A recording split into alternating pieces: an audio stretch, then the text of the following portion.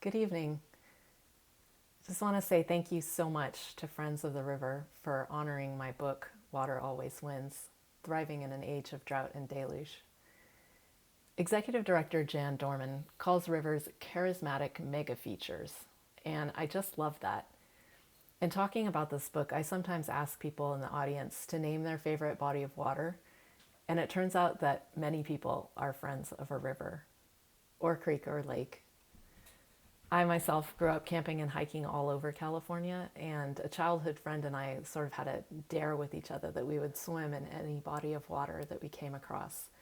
So it sort of seeded deep in me that friend of river ethos that I think is really a core part of being human. As a journalist who's covered water for nearly 2 decades, I've come to understand that many of the go-to solutions for water issues, such as dams and levees, are in fact making our water problems much worse. Yet the fast-growing global movement of nature-based solutions are not getting the attention that I believe they deserve, which is why I wanted to write this book. I wanted to shine a spotlight on the water detectives, as I came to think of them, because they approach water with a sense of curiosity and respect, who are starting to take these solutions to scale. Because the dominant culture tends to focus primarily on human needs, that leads to single focused problem solving. Need water? Build the dam and bring it from somewhere else. Worried about flooding? Build a levee. But in trying to control water, we ignore its complex relationships with soil and rock, microbes and other tiny critters in the hyperrheic zone, plants and animals, especially beavers and humans. As you all know, these systems, when healthy, protect our communities from flooding, water scarcity and pollution. They distribute sediment.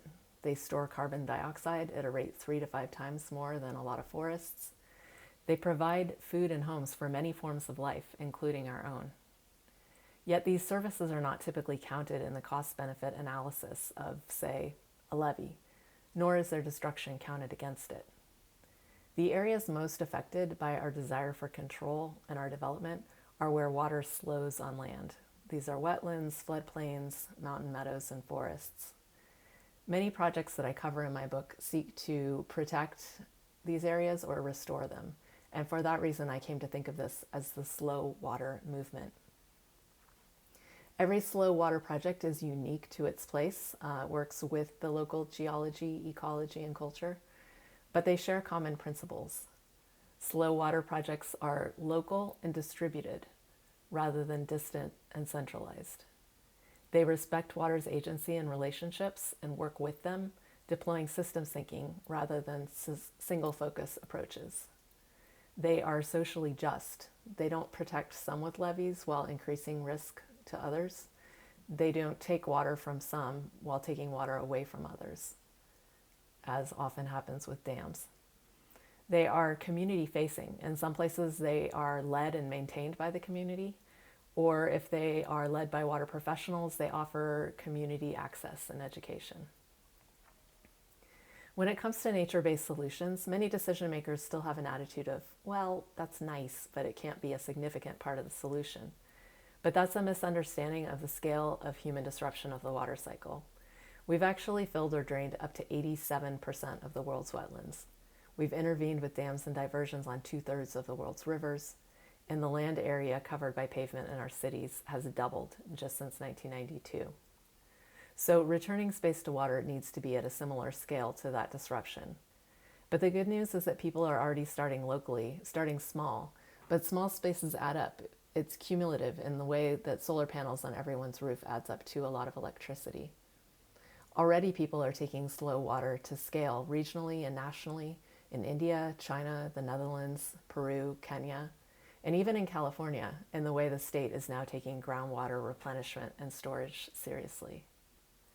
There's so much more that we can do to collaborate with water and its natural systems to make the most of the local water that comes to us. People feel overwhelmed by climate change, and especially the water extremes that are bringing crises to our doorsteps. But slow water projects are something that communities are doing with their neighbors to make themselves more resilient to flood and drought. That also happen to store carbon dioxide, increase rain, support other life, and make human habitats healthier. I know Friends of River has been engaged in just this kind of work for nearly 50 years. So thank you again so much for honoring me and Water Always Wins, which is really honoring the water detectives and their slow water innovations. Thank you so much. Good night.